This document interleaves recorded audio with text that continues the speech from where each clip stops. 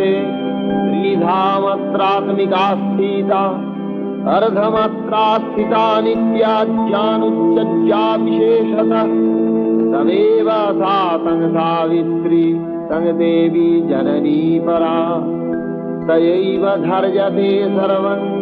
तयैतत्सृज्यते जगत् तयैतत्पल्लते देवी समक्ष्यन्ते च सर्वदा विसृष्टौ सृष्टिरूपातं स्थितिरूपा च पालने तथा संहृतिरूपान्ते जगतो स जगन्मये महाविद्या महामाया महामेधा महास्मृति महामहा च भवती महादेवी महासुरी प्रकृतिस्तञ्च सर्वस्व गुणत्रय विभाविनी